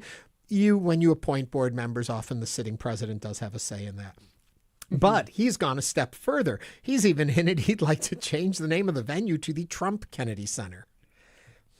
Interesting. What are your thoughts on all of this? Give us a call at 713-440-8870. Is Trump making the revamping of the Kennedy Center to move away from the woke agenda a good direction to be going? But also, is this having more impact on other cultural institutions, such as the National Endowment for the Humanities and the Smithsonian Museum, where he's trying to put his stamp on those as well? 713-440-8870. We want to hear from you. One word, exhausting. Exhausting. Yeah. Coming out of the headline where we were talking, geopolitics on a very, very global level, very high, intense information to this, it's just exhausting. Well, it's kind of funny because other administrations, they would be in talks with their senior advisors during all of this time about this upcoming summit. And Trump is over announcing Kennedy Center honorees. God bless him for all the energy he seems to have. But... And God bless the honorees. But, Oh, and it even gets one step better, as our producer Jim is reminding me. Donald Trump is also hosting the ceremony. He's going to be the MC. And he hinted at he should have a Kennedy Center honor. Yeah. He might give himself one. I don't know. I'm with you. The exhausting part of this setting. It's not even necessarily that it's President Trump that's doing this. If it was any president, I would have the same feeling. So I want to make sure that I'm very clear on that.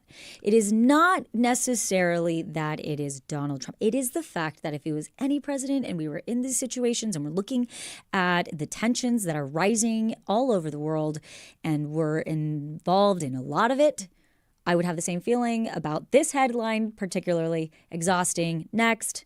Same feeling I have every night when I clean out my coffee maker. You may say, what are you talking about? Because I know I have to sit down and prepare for the show. Yep. That's the moment that I think, I really should clean that filter on the coffee machine. It's all those things we put in the way of doing what we should be doing. This reeks of that to me. You've got an international summit coming up with, in many ways, our biggest competitor on the planet. And you're busying yourself with the Hobby Center, building a new ballroom. We could go on and on with the list. I don't know how he has the time. Revamping the Rose Garden. 713-440-8870. What do you think of all this? Let's find out. We'll start off with Jake from Kingwood. Jake, what do you think? I think that this is sort of what you guys just said.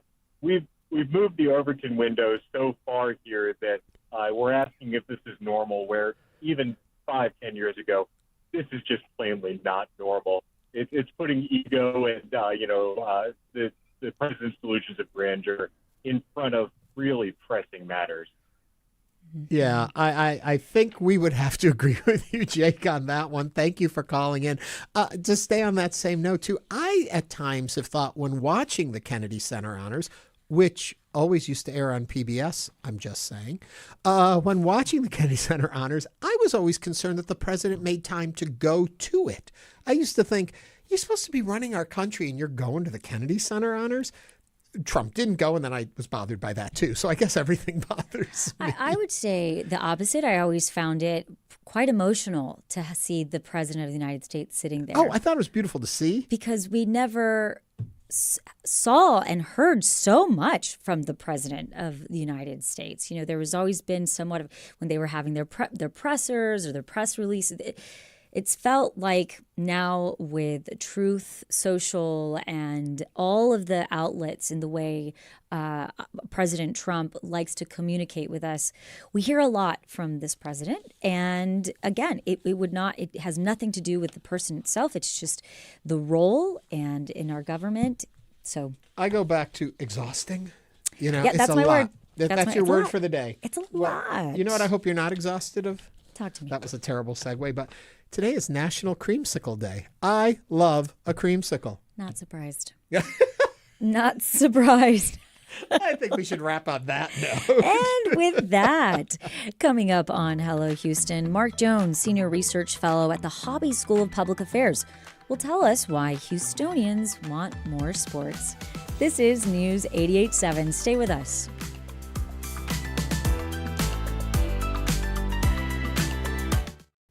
With federal support gone, Houston Public Media needs a stronger foundation for the future.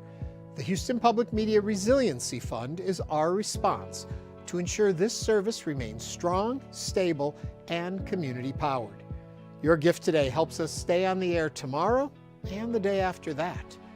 Give now to the Resiliency Fund at houstonpublicmedia.org/donate or call 800-364-8300. 909-0887. On the next Science Friday, about half of adults have a headache disorder. Why they happen, how best to treat them, is a mystery. It's an invisible disorder. There's no biomarker, there's no test, there's no scan you can do that will prove that I have this thing. The Science of Headaches on Science Friday from WNYC Studios. You can hear that tomorrow starting at 1 o'clock. Support for Houston Public Media comes from the 2025-2026 in-print Margaret Root Brown Reading Series, featuring Salman Rushdie, George Saunders, Marie Howe, and others. Season tickets and full lineup at inprint.org. Support comes from John Moore, helping with plumbing, electrical, and air conditioning repairs, including out-of-warranty units since 1965.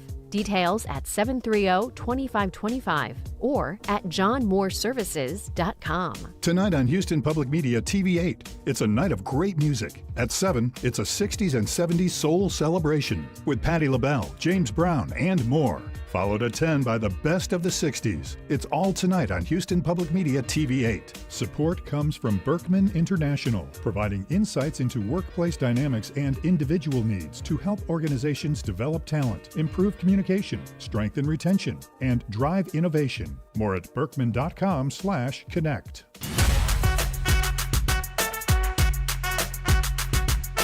And now back to Hello Houston. To comment on any of today's topics, call or text 713-440-8870 or email us at talk@hellohouston.org. Now here's Ernie Manous and Celeste Diaz-Sherman. Houston has long been a city that lives and breathes sports, but now a new survey shows Harris County voters want more. A lot more. From women's pro basketball and men's hockey to a destination theme park, and even more World Cup excitement. Locals are dreaming big, and here's the kicker. Many say they're willing to help pay for it. Today we're diving into the numbers and what they mean for Houston's sports and entertainment future. Joining us is Mark Jones, the Senior Research Fellow at the Hobby School of Public Affairs, to break down this survey and its findings. Mark, welcome to Hello Houston. Oh, thanks for having me on. It's great to have you with us. And if folks want to join in the conversation and dig deeper into this with us, they can do that by calling or texting 713-440-8870. I've got a pretty general question to start us off, just so people understand what we're talking about. The actual formal title of the survey is Harris County 2025 Sports and Entertainment. Explain to me what we're covering and the purview of what you wanted to look at before we get into all the results. Well, the overall goal was to cover a wide variety of entertainment-related options. So that ranges from pro sports teams to issues related to our facilities, such as NRG or the Astrodome, and to constructing future facilities, such as a motor speedway or a destination theme park. So the whole gamut of a wide variety of entertainment options. And it came in part, when we step back, we look at Dallas. So it's the Dallas metro area, DFW Metroplex is about the same size as the Houston area. You look up there, though, they have one theme park and a second one that will be opening up in the spring. They have a WNBA team. They have an NHL team. They have a motor speedway, Texas Motor Speedway over in Fort Worth. Houston, no WNBA team, no NHL team, not a single theme park, and no motor speedway. And with our facilities, one of which needs serious renovations, and the other, which is derelict, which they need to figure out something to do, that is the Astrodome.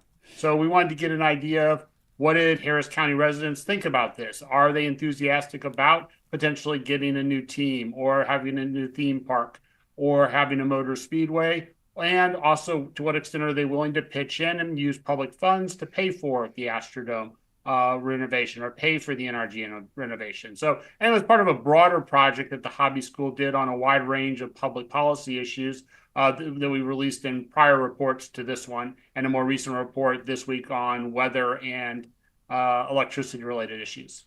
So, Mark, I've got to point out the fact that Houston had a WNBA team, the Comets, that was formed back in 1997, and they were really good. I remember that time, and then it was dissolved in 2008. So what is the influx of interest there? I mean, I know that with Caitlin Clark, there's been a lot of eyes on women's basketball specifically. But right here in Houston, we had one, we were good, it went away. Why now? Well, it's that's really the role for someone like Tillman Fertitta, who's the most likely person to bring a WNBA team back to Houston. But I think what the survey shows is that there is strong interest in it. So more than 2/3 of Harris County residents, that's a population of a little over 5 million, are enthusiastic about the idea of getting a WNBA team. And you get attendance from a small proportion of that, as well as viewers from a small proportion of that, and you have a viable team. Without knowing the full history of this report, I look at things like 81% view the Houston Livestock Show and Rodeo favorably. Do we know if that's a growth in favorability, a drop in favor, or is it just in the moment is all we're looking at? This is in the moment. We have not asked that about the livestock and rodeo or about the Texans. We wanted to ask that, though, related to the fact that they are the NRG Stadium's two principal tenants. And so we wanted to know to what extent people have a favorable opinion of the rodeo, and we know it's very favorable. And of the Texans, it's slightly less favorable, but still approximately 3 out of 4 Harris County residents have a favorable opinion of the Texans. And that will aid any effort to spend public funding to renovate NRG because of the high levels of favorability of the two main tenants who will be the beneficiaries of any renovations of the stadium.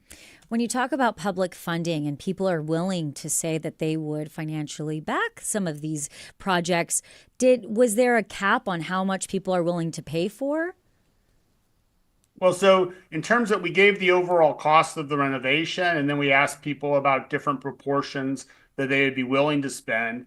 And what we found was that there's probably a sweet spot of between 20 and 40% that people are willing to pay to fund NRG Stadium. The low level would be 20. If you went for 20%, you would have pretty overwhelming support. If you went up to 40%, you'd be split more or less 50-50. But that gives us a range of what people are willing to fund. And I think if what we see is that if you ask Harris County residents and voters to fund somewhere in the 20 to 30 range, you probably are likely to get it. If you try to push for 40, you may run out of luck. And anything over 40 is probably an impossibility. And if we go back to the original construction of NRG, the public paid for about 60% of the cost of the new stadium. They're definitely not going to get that. But if their ask is closer to 20 or 25%, that's within the realm of political feasibility. Do we know, when you look at the survey results and people talk about favorability toward particular sports teams or events, and I don't know if you would know the answer to this, are they gauging that on simply the enjoyment of the activity, or are they looking at the economic impacts, the way it reaches out beyond that particular event into the community? Do we know why they like them?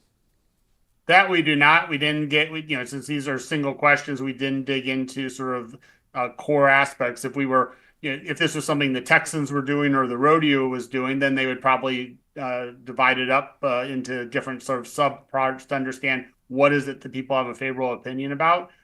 All we know from this survey, though, since this was done sort of more generally, is that they do have a favorable opinion. That could be in terms of their experience with the organization, like say at the rodeo, or just their impressions of the good that the rodeo does for the broader Houston community, and the same for the Texans.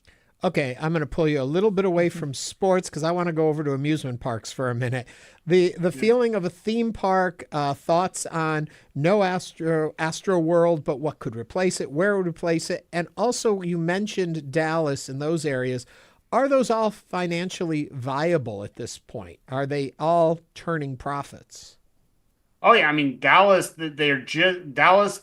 The market is so rich up in Dallas that they not only is Six Flags Over Texas continuing to thrive, but they're opening up. I believe it's a new Universal Studios there in the Metroplex. So they not only are taking the one they have is not only thriving, but they're opening a second one.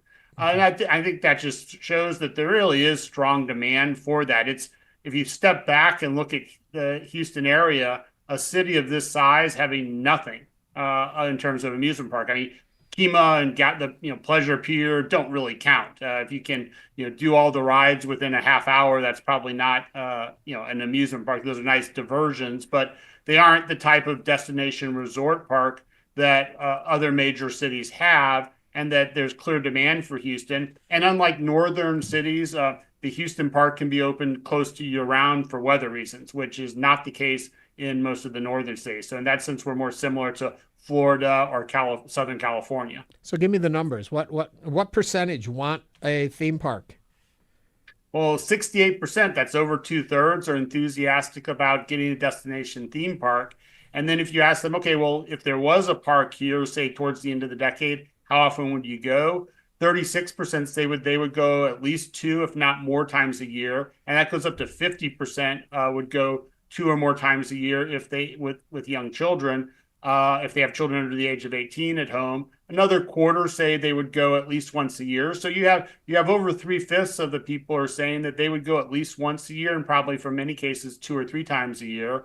And you only have about 1 in 5 or 18% that say they would never visit it. So, in a county of 5 million, and this is probably representative of the broader metro area approaching 8 million, that, there's a large population that would visit an amusement park or this destination and theme park if it were built here in Houston. And it would also draw in tourism. That is, one of the things that people often complain about when they come to Houston is that there's not a lot to do compared to other major cities. This would provide a clear destination. And it would also draw from the region that sort of from the Beaumont area, from even San Antonio and Austin, in terms of providing a superior theme park to, say, Fiesta, Texas, which is, fallen on hard times recently. The only part of that answer that disappoints me was you said by the end of the decade.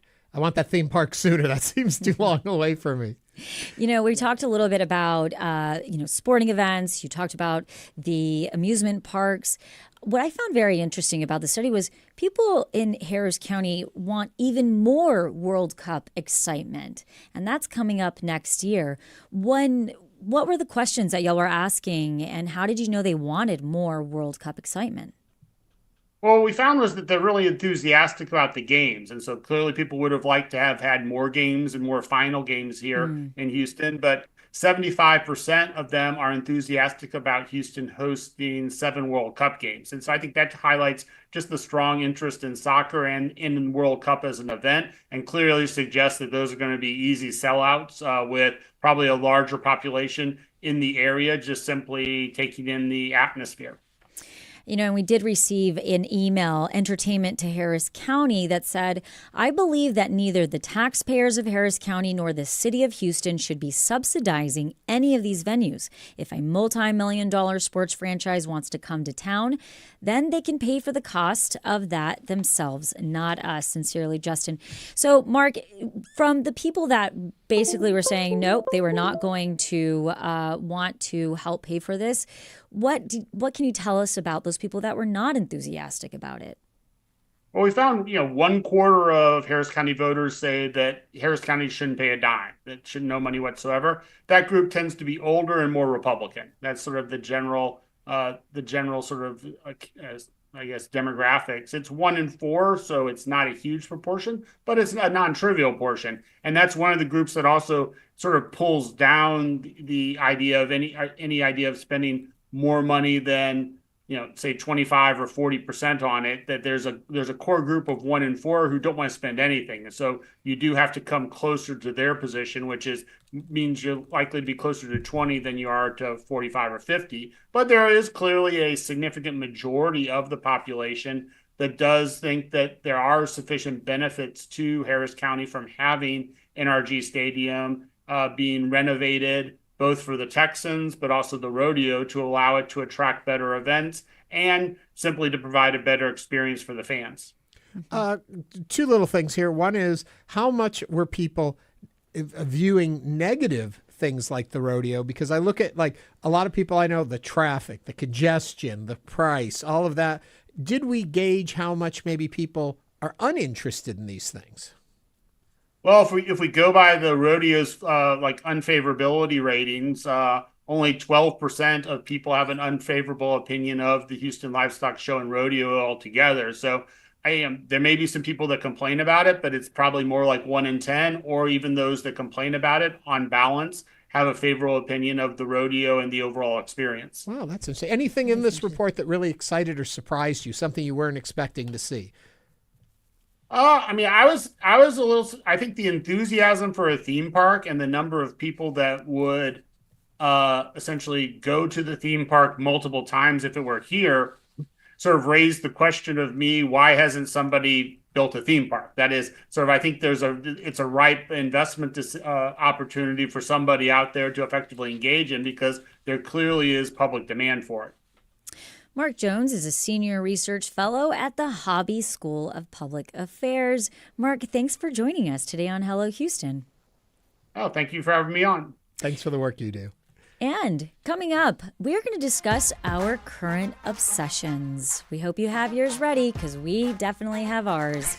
Stay with us as Hello Houston continues.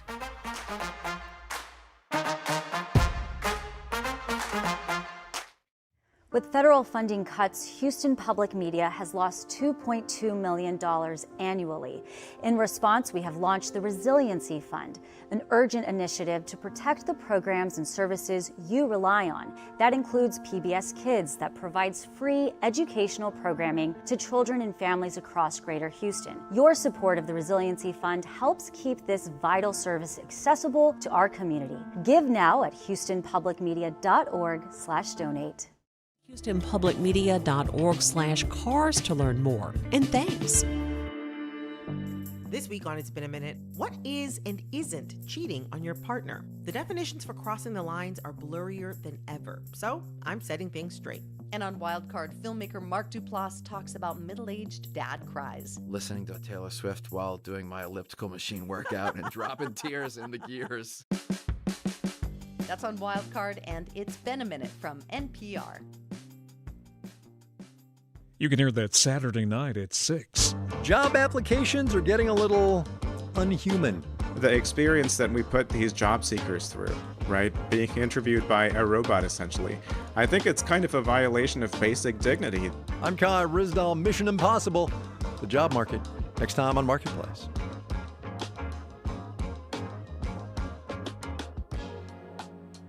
You can listen to Marketplace coming up tonight at 6:30 on News 88.7. Support for Houston Public Media comes from listeners like you and from Emporium Presents, bringing folk duo Gillian Welsh and David Rawlings to Cullen Performance Hall on August 15th. Tickets now available at Ticketmaster.com. Houston Public Media is licensed to the University of Houston System, governed by the UH Board of Regents. Information about open meetings, dates, times, and locations is online at uhsystem.edu.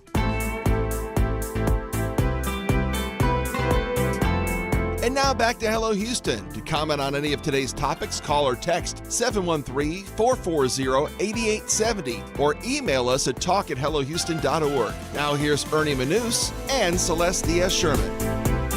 We were talking earlier at the beginning of the hour about Russian President Vladimir Putin on Thursday, talking and praising President Donald Trump, and they're going to be meeting, and we will have the latest for you tomorrow. Yeah, with an Dr. expert. Rick Stoll will be with us. He comes on occasionally. We talk about international affairs. He'll be here to kind of parse out kind of a scorecard, what we're going to be watching for as this summit takes place, what he'll be watching for, and the significance of this kind of a meeting, and also happening on U.S. territory. It's happening in Alaska, even though the president did refer to it as Russia a couple times in a press conference recently. It is still the United States. It's in Alaska, so it'll be interesting to see, and we hope you'll join us for that conversation. And if you have questions about that, you can start sending those in to talk@hellohouston.org. But now it's time for a little fun, and that is our current obsessions. This is that time, a rundown of what's currently taking up all of our time. Yeah, and I want to say, we talk about this every week, and usually it happens at the very end of the show, and we kind of cram them in real quick, and we're out. Today, we gave it time to breathe. So, yes. Celeste, Tell them what we want to do. Yes. So right now, send us your current obsession. You can call 713-440-8870 and tell us what is taking up your time. That TV show you run home to watch, or that song that's on repeat on Spotify, maybe the audio book that makes you drive around your block maybe one more time. Just, you guys get the idea. But before we jump into Ernie and I's obsessions for this week, one of the top trending items right now on X is the new FX series Alien Earth, which is based on the Alien franchise. So yesterday, my TV buddy, my friend Jeff, comes over most nights. I think it's because we feed him. He's like a stray cat. We feed him, he comes back. I hope he's not listening. And we love to watch TV together. We're always trying to find that next show we're going to watch. So last night we were like, well, let's look at the trailer for Alien Earth. We looked at the trailer and his reaction was, I don't need to see it. And I'm like, because I'm not a huge sci-fi fan.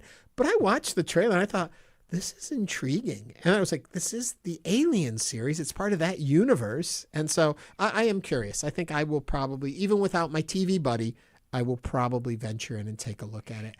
As we talked about, we want to know yours, 713-440-8870. And before you throw out the number, I would say, and it is trending. So I think there is a lot of interest there. People love sci-fi. And we know you're not much of a sci-fier. No, but my husband is.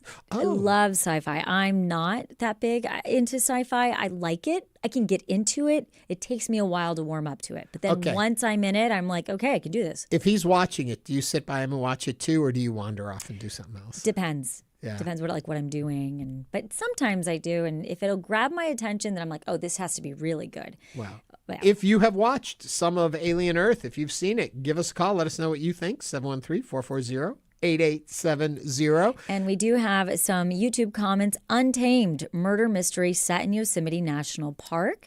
And that was from my British computer guy. That keeps coming up on my queue. And so I probably should go there. If my British computer guy likes it, I should like it. As we also received a text. As for my current obsession, the band Lucero. I have 22 vinyl albums by them. Oh, wow. Some I have multiple copies of, different variants, remasters, etc. Check out the song Texas and Tennessee, Troy from Clear Lake. Troy, thanks for sending us your current obsession. One more from Matthew. My current obsession is making a DIY off-grid backyard solar backup power system to run a window unit AC. That's fascinating. He says, I will use it year-round to lower my electricity bill, but it would also work fine if the grid went down. I guess I'd have to wonder. My understanding is AC is usually really a lot of power to run. And often with generators, if you have home AC, it doesn't cover it. It won't. So for his solar back, I'm wondering how big these panels. I want to know more. I do want to, Matthew, send us more information about that's kind of fascinating. We want updates on how your backyard power system goes. And we also have one more text. Jim from Kingwood, K-pop Demon Hunters on Netflix has taken over our house. The songs are actually really good. My family is obsessed, not me. LOL. Oh, sorry, Jim. Yeah. I don't know. Wink, wink, Jim. I have a feeling. Ernie, what's your current obsession? I hinted at it earlier. I got caught up in this series on YouTube called Worst Albums Ever, and I was very disappointed to see a couple albums I like were actually in the worst albums ever, which reminded me of back when I was in Chicago, and my secretary used to say, when it's your birthday, I go to the record store, and I say to them, show me something no one's ever bought. Ernie will love that. So I guess my music tastes are not everyone's. But they were talking about Yoko Ono and her album Fly, which came from the 70s, which of her early 70s albums. Now, there is a period, there was the caterwauling that we think of when we think of Yoko Ono singing and kind of screeching and that stuff. But there was a period in there where she put out a series of albums where they were much more pop songs, vocally driven songs. Of those three, probably Fly wouldn't be my favorite, but I would recommend people look into her albums, Feeling the Space and Approximately Infinite Universe. Two albums that came out in the 70s. Fascinating, really some cool pop stuff in there. I really like them. And so now I'm back into listening to Yoko Ono. That was the thing I said at the beginning of the show that would probably upset a lot of people when I said that.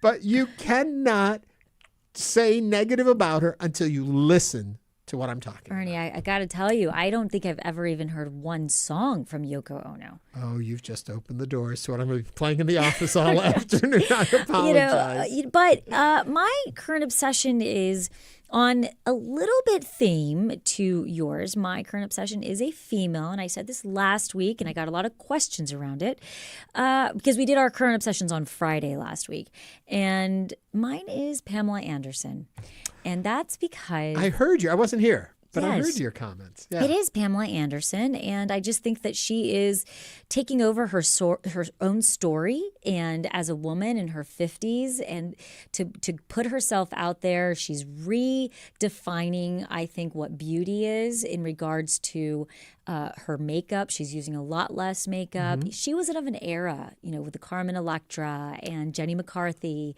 Pamela Anderson, that early 2000s, late 90s kind of pop. Yeah. And she was very much involved in adult entertainment.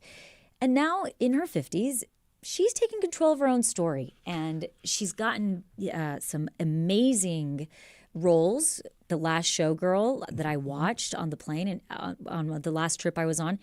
And I'm really fascinated, impressed, and almost inspired to see a woman in her 50s step out there the way she is. I did just see Naked Gun. She's in that. How was it? It's really good. I have a hard really time seeing this actress as that Baywatch beauty. I mean, I see them as two totally different people, when back in those days I saw her as a confection.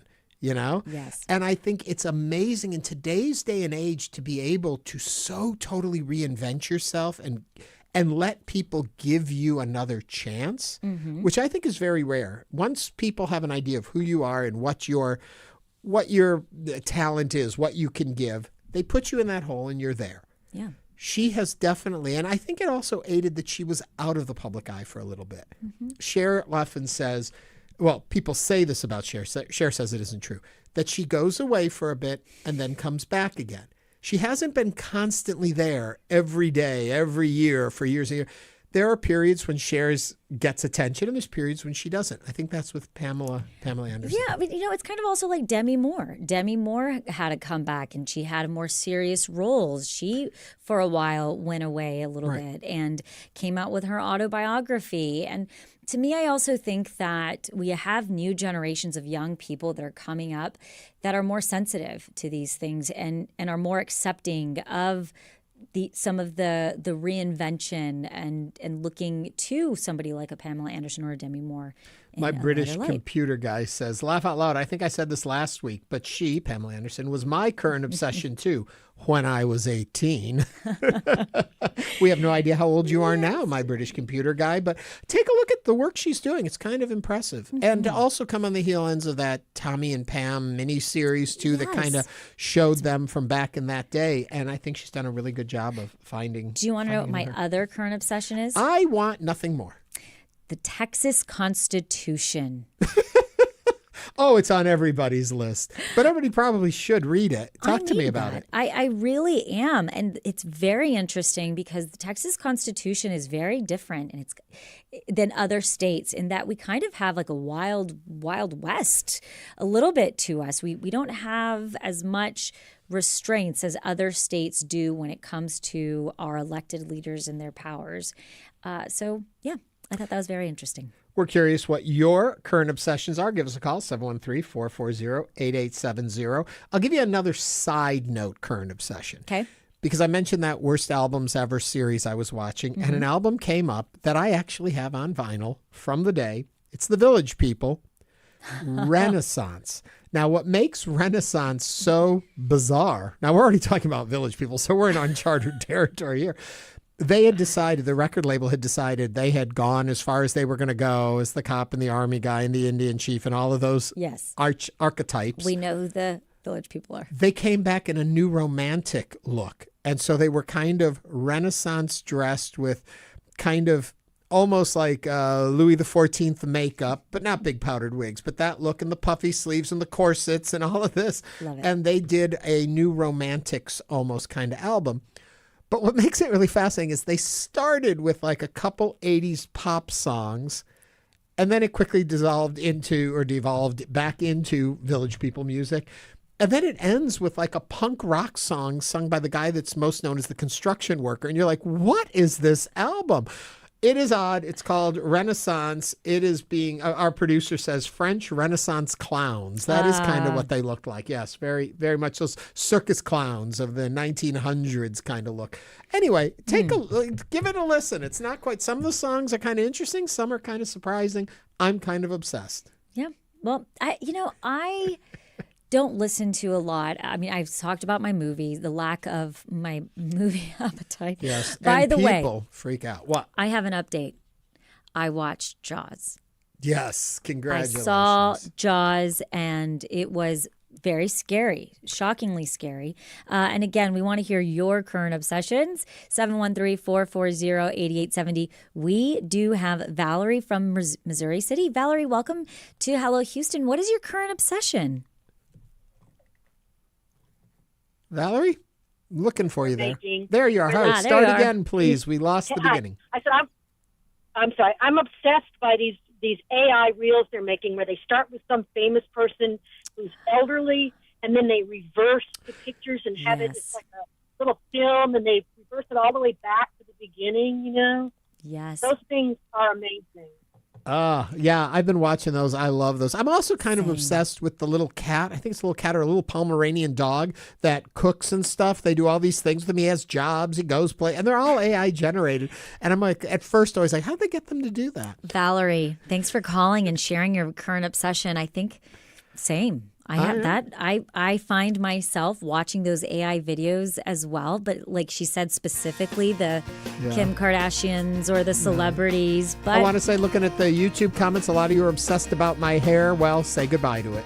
Tune in tomorrow and see what happened. And that brings us to the end of our show. We want to thank you for listening, engaging, calling, texting into Hello Houston.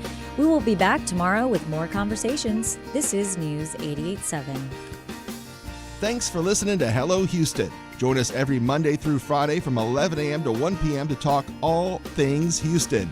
The Hello Houston production team includes Garrett Bowman, William Menjivar, Jen Altai, Todd Holslander, and Jim Kovacic. For the latest in local news, subscribe to the Hello Houston daily newsletter at HoustonPublicMedia.org. Hello Houston is a production of Houston Public Media. The opinions expressed by the guests of this program are solely their own and do not represent the views of management, staff, or underwriters of Houston Public Media. This is News 88.7. Support comes from Houston Theater Week, a citywide celebration of live performances. Participating organizations include theater, dance, and music presenters. Returning August 18th through 24th.